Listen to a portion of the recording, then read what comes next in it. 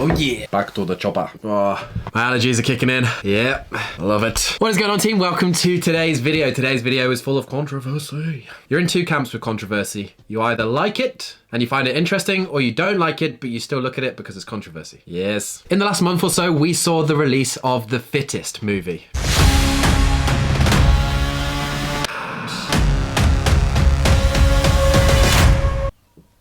My life resume after this is going to be different. Don't leave anything to what if. Just go. Matt Fraser's so motivational. Just anything he says, I reckon he could say, make me a sausage sandwich. And I'd be like, yes, I'm doing it.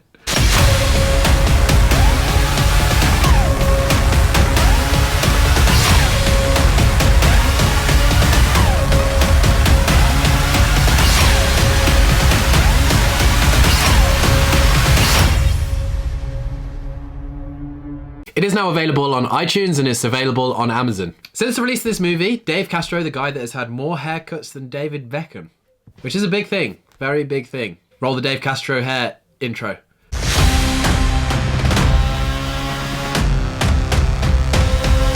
He recently has been stirring the pot, targeting a couple of athletes and saying it how he thinks. If you don't know who Dave Castro is, he is the guy that kind of comes up with the workouts for the CrossFit Games. First snippet that he put up was this one. How have you thought about the test so far?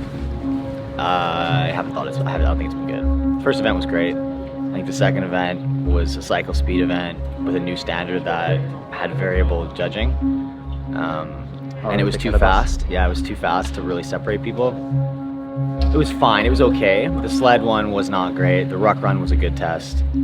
And then Mary, I thought, was not a good test either. I thought it was kind of silly. What Dave Castro said underneath was that Mary, not a good test either. Kinda silly, in quotation marks. It was a bad test. I said it was a silly test. Which to me, at that point of the competition, going into our first event in the Coliseum, it just seemed like a anticlimax. Like you would expect something a little more exciting with some epic finishes in the Coliseum. We're finally bringing it back into the Coliseum. We've whittled it down to 30, like it's Coliseum time. And instead we did a 20-minute AMRAP where nobody even paid attention until the last 90 seconds. So to me, that's why I thought it was silly. I agree that it wasn't a good test. I agree that it was a great test. Is it a bad workout? Absolutely not. Is it a bad test? In some contexts, yes. But in a lot of contexts, it's a great test, and it is for sure a great workout. But those are the things that you're juggling that I think sometimes people don't see. And so when I make a statement like that, I'm not saying it's a bad workout, but there's a difference between a workout and a test, and specifically a test in the framework of this whole competition. And even at the games last year, if you look at all of the whole of the test, it fits in pretty well. But the problem is that not everybody did everything, right? Right. Personally, for me, the funnest event to watch at the CrossFit Games this year was Mary. Noah and Matt back and forth. Hype. Coliseum was crazy. Classic CrossFit benchmark WOD at the CrossFit Games being called silly. Funny. To which Patrick VELLNER replied, sure, I'll be the villain. And then shortly after saying, everyone spin in a circle and tear your hands. At the end, we'll award points according to height.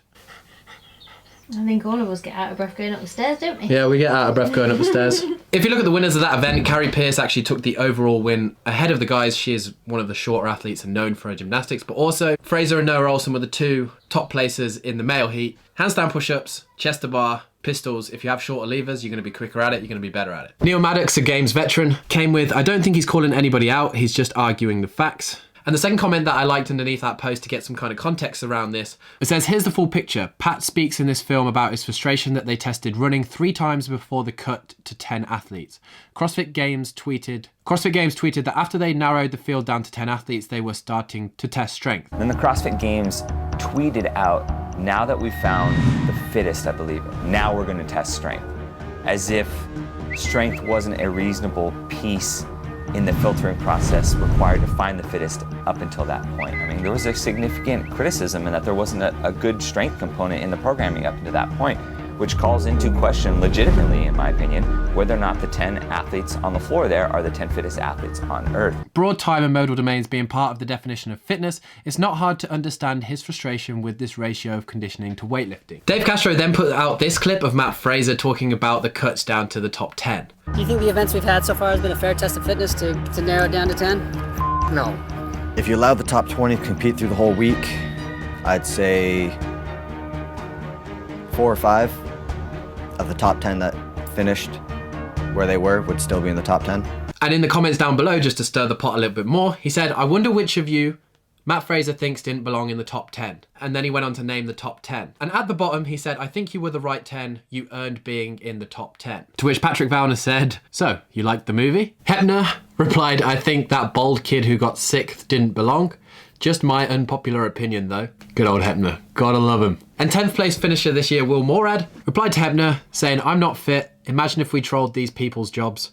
Hey, there's Bob. Your punctuation in that email is way off. You're fired. Laughing my ass off. And the Morning Chalk Up came in and posted something that may be an unpopular opinion, but it was what a lot of people were thinking. Stating, if you switch the clean event with the sprint event, you have a completely different top 10. And I personally think that is 100% true. That being said, I mean, if you'd swap any event with any other event in that top 6 with some of the events that were at the end, you'd probably end up with a different top 10 as well. This is where I'm just going to go in with my opinion, and obviously, I mean, it means nothing. But if you looked at the games pre-2019, there were 40 athletes. All 40 athletes took these same tests throughout the whole weekend, of which then one was given the title Fittest on Earth. This year, you had 6 events up until the top 10. Basically meaning that, whereas before everyone would have got tested throughout the weekend, there was limited testing for some people. And we're used to seeing some specialists in some parts like weightlifting mess up the leaderboard for some people that were good at gymnastics, vice versa. Did we still get Matt Fraser on top and Tia on top? Yep. So was it a good test? Maybe. I think we should have had a top 20. 20 is like a good number. To these cuts down to 10, Dave Castro on the Talking Elite Fitness podcast had something to say about it, and this is what he said. Well, I just fall back to, especially in those two, you should have put the work in. And I don't mean the work as in terms of being ready, but the work in the actual leaderboard on those first 6 events. Yeah. You look at Fikowski, he made some mental mistakes that really cost him a lot of points. Vellner did the same thing. Like, there was plenty of opportunity in those 6 events. Fraser tanked the sprint, but he had enough built up. He had enough foundation built up and enough consistency to advance. Yeah. And I don't have sympathy for that because I feel like they had plenty of opportunity, especially those guys, Vellner and Fikowski, who have finished top at the games every year, to lay the foundation to make it to the next stage. I agree. You know, you should not make mistakes. You should build up the points, and if you're the fittest, you should already be up there, and if you make one mistake, shouldn't impact you too much. However, I just think this year at the 2019 CrossFit Games, for me personally, you had a sprint, which was then another thing that he posted about on Instagram. Adrian, when he's in the back, our head judge briefed, if you step on the line, that's a 10-second penalty. If you stepped on the line, then you're done. That is basically your DQ. I didn't think anyone was going to step on the line. I didn't even think we'd have to address it.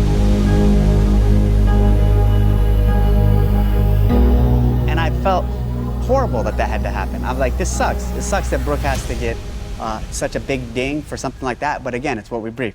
We bring the guys out, and I walk up and down the line, and I tell every single fucking guy, don't step on the line. With the caption, from the Buttery Boys new film, you're now the Buttery Boys, not the Buttery Bros. Pat, from previous posts, also stepped on the line. To which Vellner then replied, this is like when little kids pick on their crush in the playground. 676 likes. The point being, this year at the CrossFit Games, before they cut down to that final 10, they had a sprint. Cool event. Love the sprint. But then the sled with the bar muscle-ups and the sled back, for me personally, was just another sprint because every athlete could do the bar muscle-ups unbroken. And the sled actually caused some controversy, of which then Dave Castro mentioned on his Instagram. 3, 2, 1, go. I hit my sled, just went cool. Same. Bull. On the way back, I caught on the tape. It took me like 5 seconds to go. I have never felt a 25-pound sled feel that heavy before. We had the same issue back in 2014 where it was like some of the lanes were in sunlight longer than others, and so some people were able to just do a straight up 100-meter sprint with their sled, and then there's others of us that it's like we're plowing a field. When you had that argument in Carson on the grass, where there was some sections of grass that were wetter than others, and some sections that were greener than others, and some sections that were dried out and dead, I got the argument there. When you have that argument on artificial turf, on a completely level floor, on completely consistent sleds, there is no different consistencies of surface or equipment. With the post on Instagram, he said, shortly after this event was over, I heard a lot of complaining by the athletes. I was surprised that very few athletes who performed poorly on this event held themselves accountable. It had to be something else that caused them to not place as high as they would have liked. They blamed it on the surface, in brackets, we contract our company to professionally lay that level artificial floor, or the gear, in brackets, Rogue Fitness.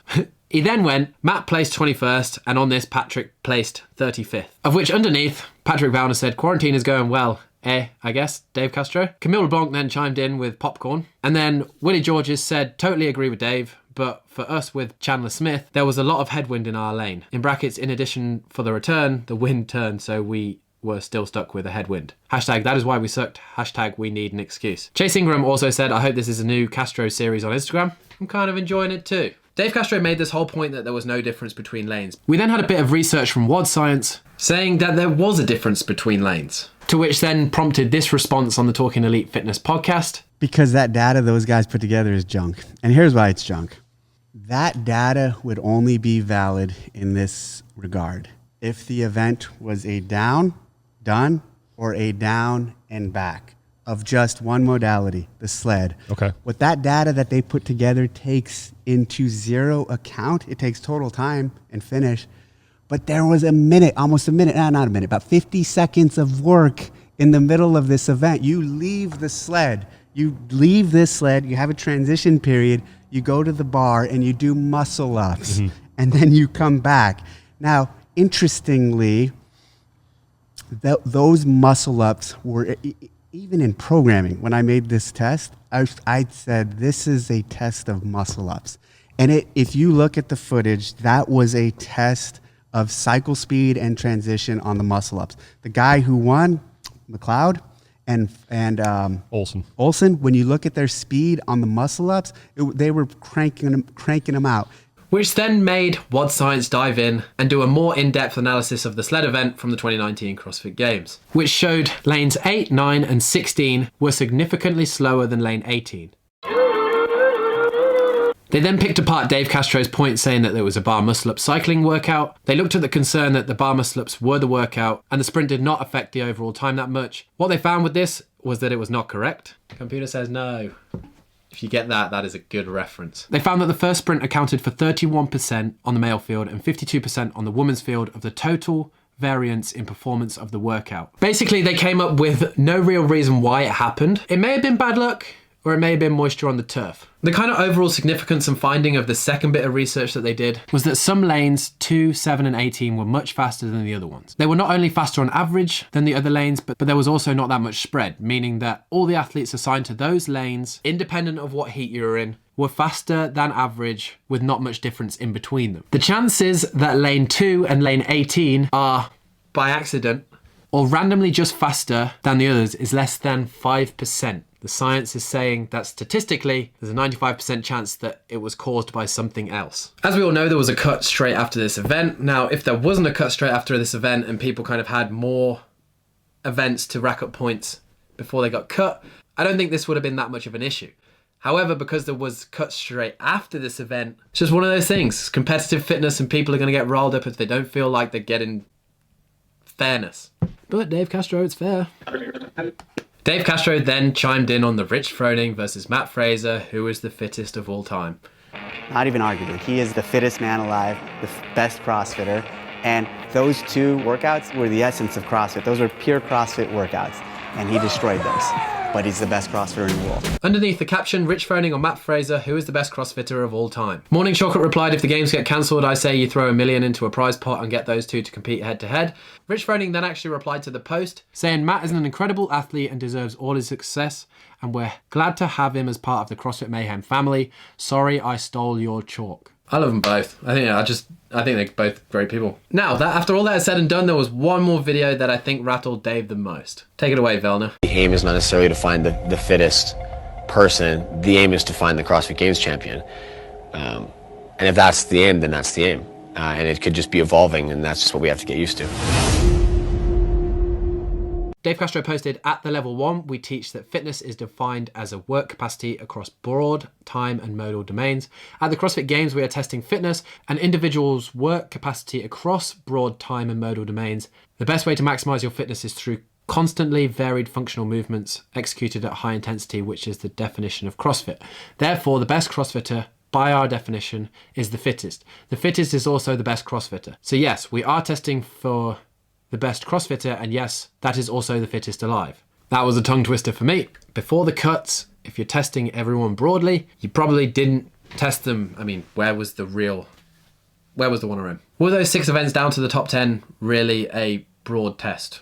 I don't know. He then went on to say this is basic knowledge for all affiliate owners and coaches who have been to a level 1. It goes without saying that Pat hasn't attended a level 1. When he feels ready, it will be free of charge. Comments under this were great. Nathan said, how has VELLNER done so well without understanding the fundamentals of CrossFit? CrossFit replied saying, interesting, Patrick, which got 24 likes.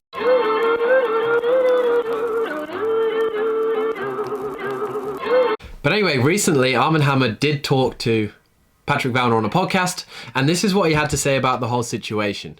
So speaking of being good for the brand, it seems like Castro's got his eyes on you over the past week or so. What is going on, dude? Yeah, I don't know. That's funny. I like it when Dave crawls out of his cave and starts to make his presence known again.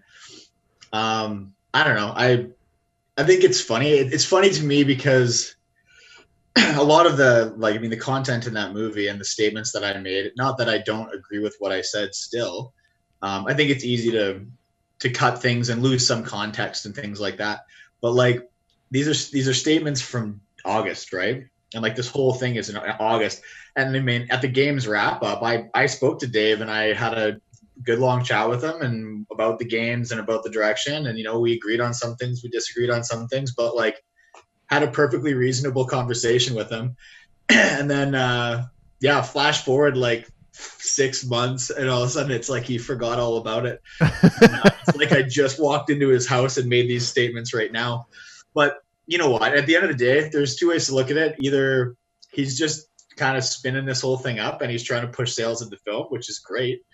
Or, he's adamantly defending his project and that's his livelihood. And I think that if he wouldn't be reacting so strongly if he didn't care. So I think if someone makes a comment and you actually really don't care, you don't give it any time of day. But if he's having some sort of a reaction, hopefully it means that something struck a little bit of a chord and he's obviously trying to build a better product all the time. So hopefully, to me, I'm trying to take that as, it means, he's trying to defend what he's doing and he's going to try to be better and try to, make things a little bit cleaner and better and as good as he can make them in the next however long. I think that that's kind of his love language and that's how he communicates. So I agree with you. Basically, team, what it all comes down to is that Dave Castro made a terrible 2019 CrossFit Games. He can't hack criticism, doesn't know which haircut suits him. Now, apparently what I actually heard was it came from higher up in CrossFit to make the cuts and to have the cuts down to 10. That was what he was given, and those are the workouts that he chose to do it. Were they right? I don't know, put it in the comments down below. Were they wrong? Did theoretically the 2 fittest people win? Yes. I think Tia and Matt are the 2 fittest on Earth. Team Mayhem Freedom won for the teams. And is the Bro Bros movie good? Yes. So I think we're all winning here.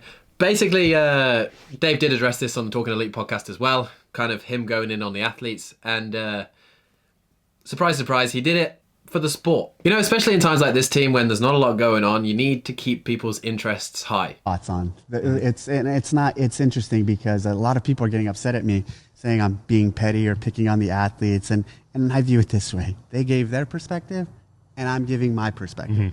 And I'm not being petty, I'm just responding. I'm just giving a counter or a point from the person who directs the whole thing, his perspective on the same situation. And I think that's okay, and that's completely fair. And I think people shouldn't think I'm picking on an athlete. Hey, Matt and I are friends. I like VELLNER. I like all these guys. Yeah. But and also, what am I doing? I'm also promoting. And a lot of people recognize that. The Buttery Boys should probably start paying me. I'm promoting their piece, and I'm promoting our sport, and I'm promoting those athletes. And it's like I'm fueling the fire for our sport. I'm just trying to be a small part of that. A little bit of banter here and there between the athletes keeps them on the toes. Good promo all round for the sport, and it's great for us fans watching it all unfold. Anyway, I hope you did enjoy today's video. If you did, as always, smash that like button. It really helps the channel. And any challenges that you want to see me and Jazz do, put it in the comments down below. There is a second channel in the comments down below that we are just doing random stuff on. Like the challenges. So if you have any, we'll try them. It's been fun chatting with you guys today. Remember to stay safe. We'll catch you in the next one.